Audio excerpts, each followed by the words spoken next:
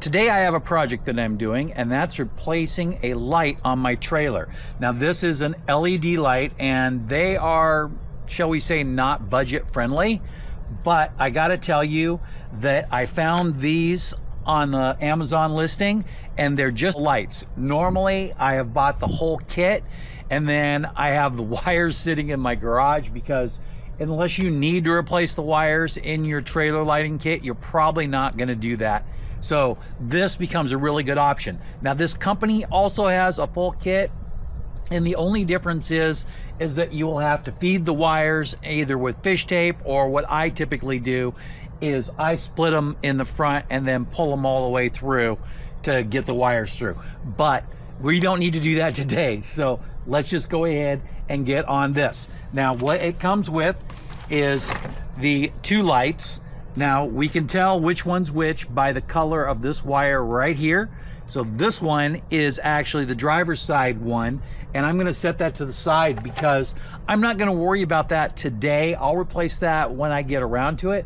But this one here, I think it's been ran into a bush or something, and it cracked the case and got water in it, so it's barely operating. Now this one here with the green wire is that same side light.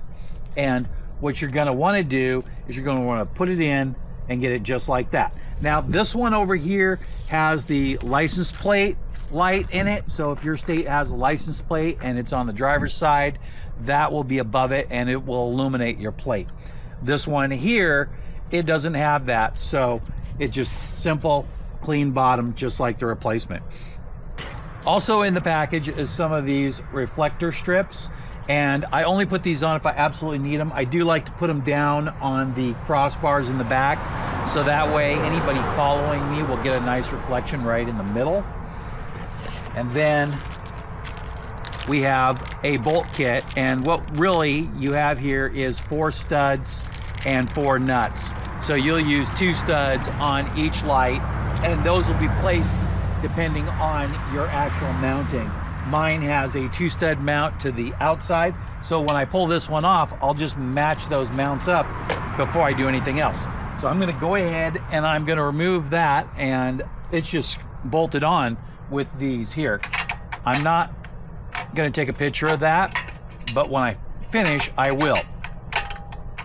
Now, one thing I wanna tell you why I'm doing this really quick is that if you're in doubt, always add an extra ground wire.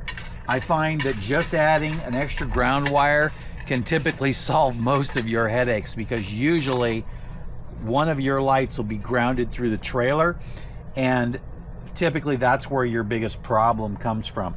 We have these here, and these ones are slide-in slots, so those slide in instead of screw in. And then what we're gonna do is we're gonna take a look here, and then we're just gonna match that up.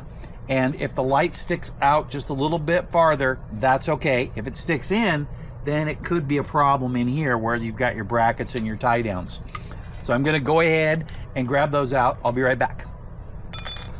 So 2 things that I forgot to mention. First of all, my road here is a rural highway, and so we have cars going by all the time. So if you see a jump cut or I stop for some reason, that's probably why, unless I said 2 times in a row, and then I'll delete that too.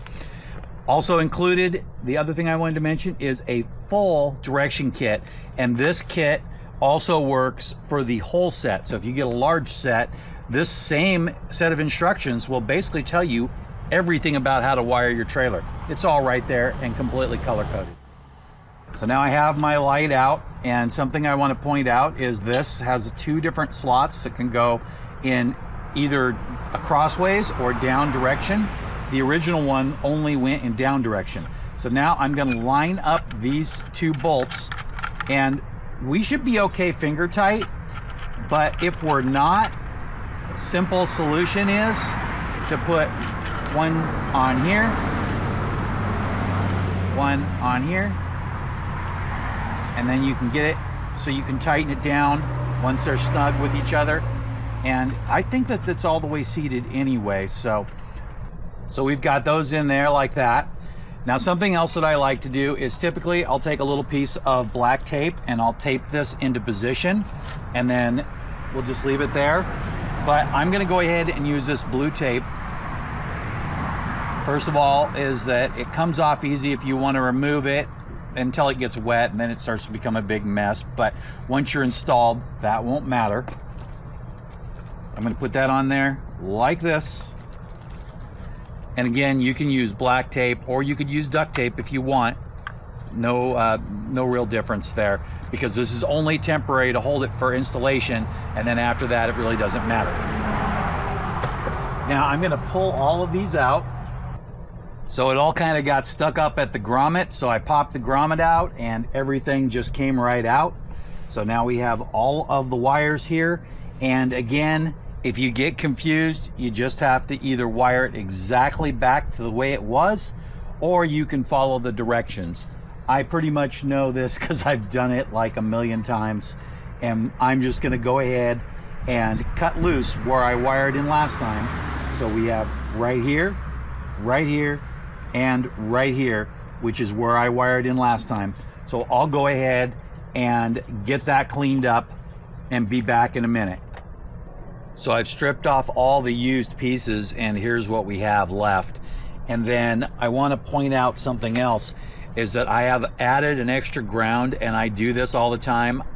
What I was mentioning at the beginning, I always like to have an extra ground as insurance, and this one is a frame ground here, but we have the ground wire all the way through.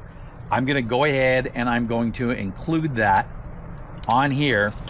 I'm not looking for perfection on this one. This one can be just kind of a little bit of an afterthought. On the last installation, I used one of these blue clips and got it in there, but I always prefer something that's kind of either heat shrinked or something, you know, a little more protected. But again, this is just an insurance policy. It's not, we're not looking for anything crazy good here. Now, I stripped the wires back. I've cleaned all that up.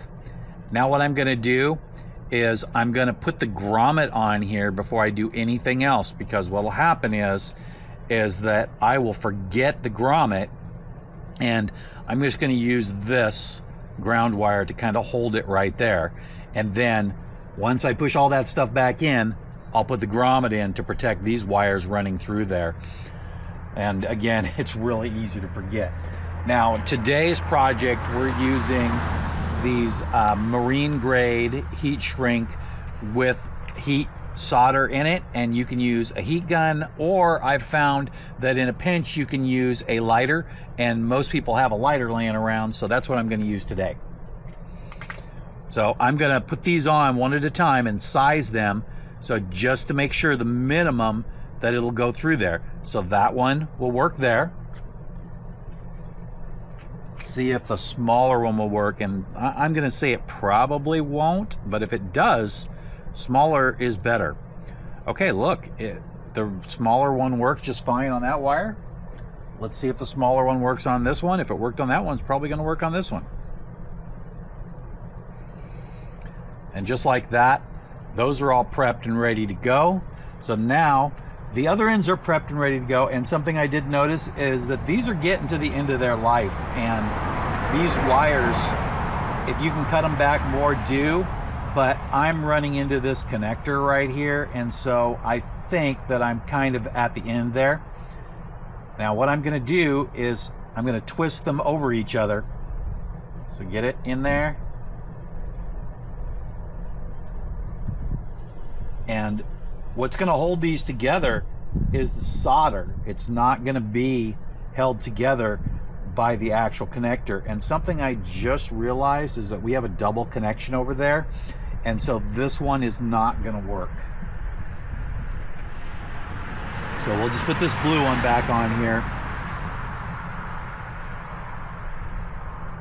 and then I'll go ahead and wire up this, so we get this single in there, and again we get them half and half, and then we twist them over each other.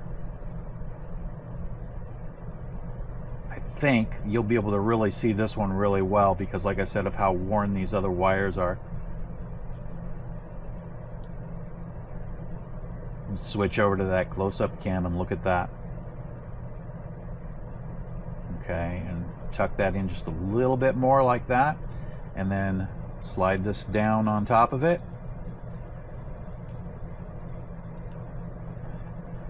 And when we look at this, what we're looking is we want those red lines to touch the green wire on both sides, and then the solder in the middle. I'm going to go ahead and do this brown one. I'll be right back. So I'm going to try to show you this process here on this. It turns out it's a little breezy out here today, and we'll hold this up just a little bit and then see if we can get this to go.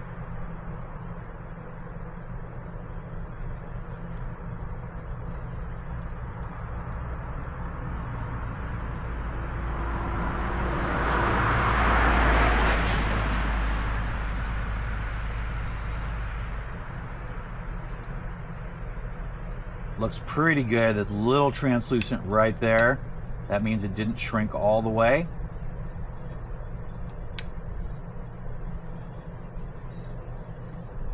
And that is done. All right, I'm gonna go ahead and do these other three, and then I'll do a light test really quick before I push it and install it. So this is my light test, and you can see that the tail lights are on all the way and that the blinker is going. So basically what I do is I just turn the headlights on and flip on the four ways, and then you know if it's working almost right away. And obviously you can see here it's working. I don't have my extra ground wire attached yet, my insurance policy, but everything's working just fine. Even without that extra ground wire, it's probably gonna work just fine. But that's, you know, just something I like to do. So I'll go ahead and put this back in, and okay, I got that grommet seated in there, and I think we can just push this through here, and that'll make it there. We'll go ahead and work these in just a little bit.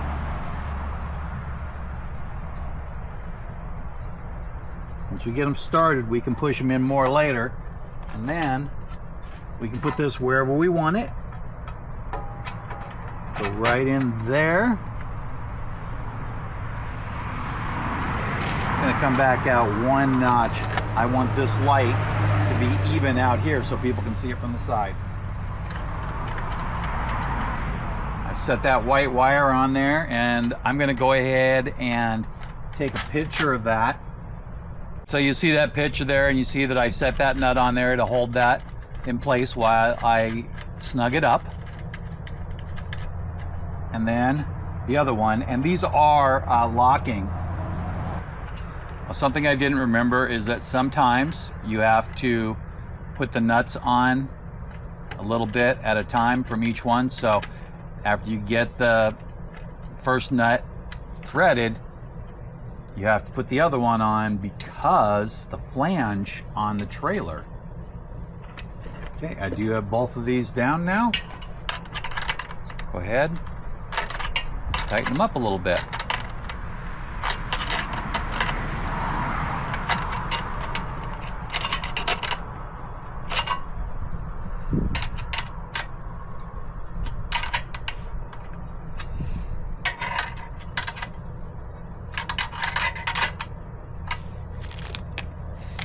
Go ahead and remove the protective covering.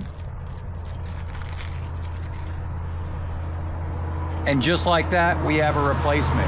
Now, of course, I might be making it look way harder than it is. If you want to, you could literally just cut these three wires off right here and then just attach them to your new light and make sure that you use some kind of sealed connector, and you would be just fine in most cases.